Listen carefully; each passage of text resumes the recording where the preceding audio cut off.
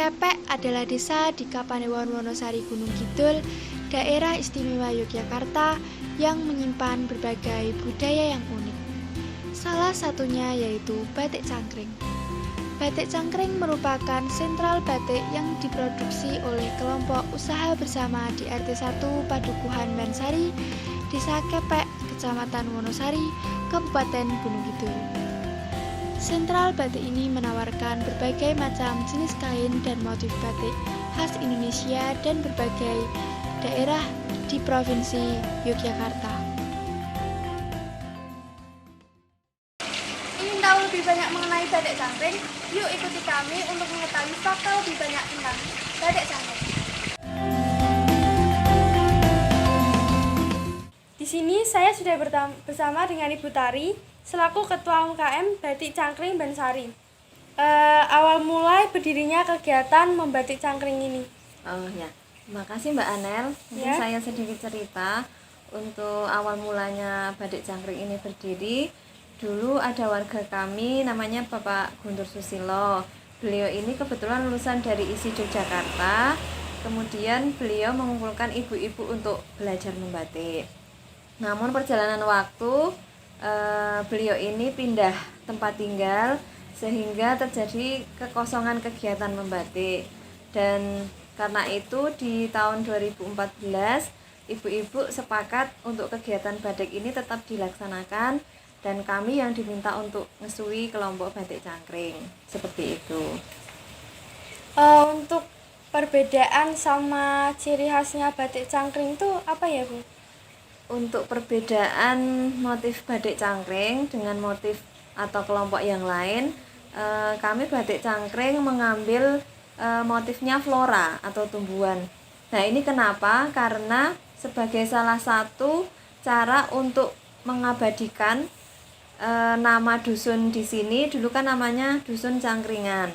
Nah, kemudian untuk mengabadikan nama itu kita membuat motifnya yaitu motif cangkring. Nah, cangkring itu sendiri adalah salah satu tumbuhan yang ada di daerah sini, dan kalau saat ini mungkin sudah langka, tidak ada. Itu tumbuhan yang berkhasiat konon katanya untuk mengobati penyakit kulit seperti cangkrang. Nah, dari awalnya situ kita kemudian membuat motif yang namanya motif cangkring, sekaligus nama dari UKM kami yaitu cangkring. Seperti itu Mbak Anel. Iya. Kalau makna motif batiknya? Iya. Mbak Anel, ini motif batik cangkring. Jadi cangkring ini ada sulurnya, pang ya. Kalau bahasa Jawa itu pang, ada sulurnya. Sulurnya ini menghadap ke atas bawah. Artinya ini memberikan arti kepada kita bahwa kita ini adalah sebagai makhluk Tuhan, dan kita harus beribadah kepada Tuhan, sehingga kita yakin dan dalam usaha kita membuat batik cangkring ini dengan ikhtiar dan berdoa, insya Allah akan dikabulkan oleh Allah Subhanahu wa Ta'ala. Ini makna sulurnya itu mengandung arti hubungan vertikal antara makhluk dengan penciptanya. Nah, kemudian yang ini Mbak Anel, ini adalah abstrak daun cangkring. Nah, abstrak daun cangkring ini filosofinya mengandung arti hubungan horizontal. Artinya horizontal itu adalah hubungan manusia dengan alam semesta, sehingga dengan harapan semua cipta karsa itu akan membentuk sebuah harmoni yang sangat indah, kerjasama untuk tetap melestarikan alam raya ini. Seperti itu. Oh baik, makasih untuk penjelasan tentang motif batik cangkringnya. Nah, ini kan kegiatan ibu-ibu Bansari ya? Iya. Aku tuh penasaran banget kenapa ibu-ibu di desa Bansari tuh mau melakukan kegiatan membatik ini.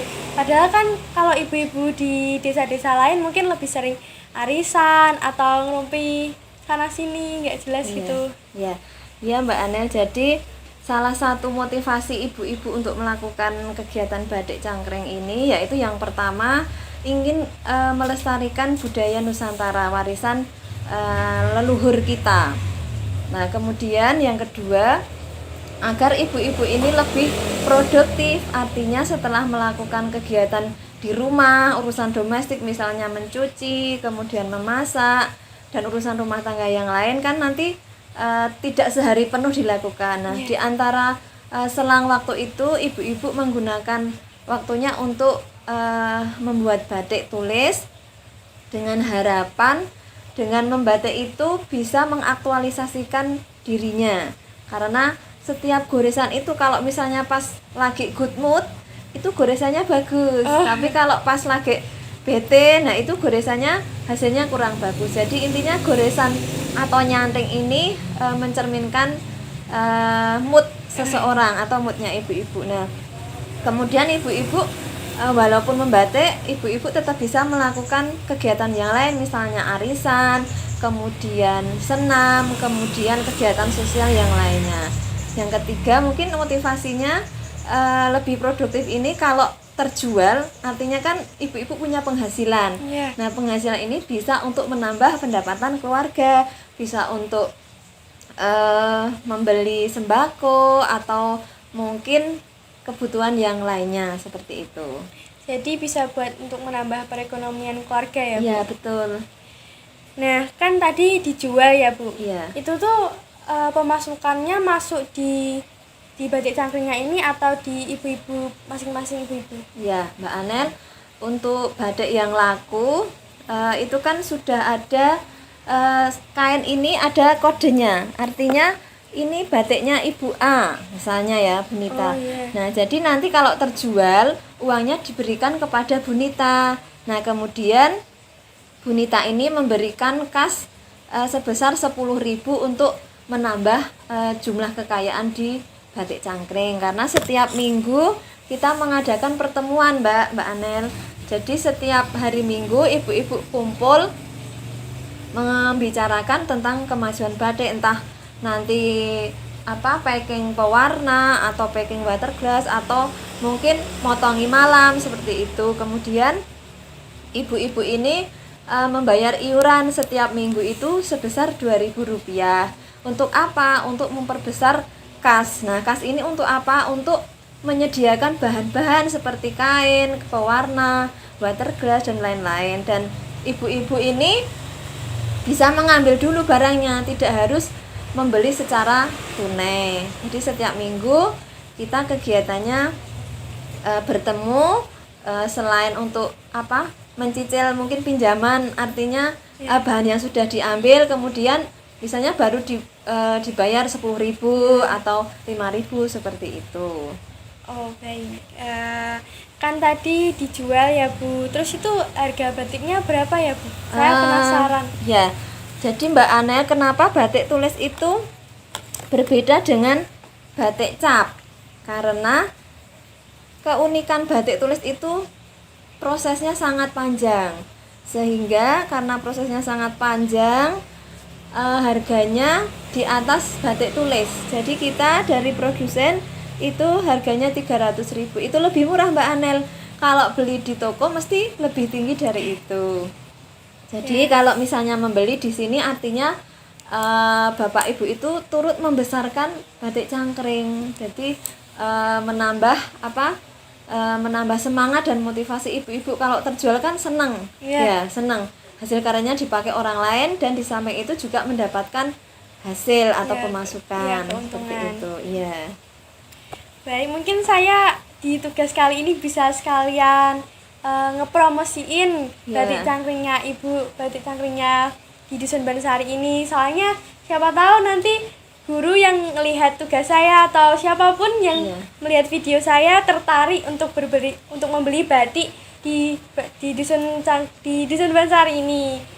Mungkin buat kalau misalkan yang di rumah tertarik dengan batik bisa langsung datang ke sini ya, Bu? Boleh, bisa. Alamatnya ada di Bansari. Wonosari. Ya, KP Wonosari. Nanti atau bisa pesen misalnya motif seperti ini, atau mungkin kalau untuk sarimbitan misalnya dua lembar seperti itu dengan motif tertentu, itu kami bisa menerima pesanan.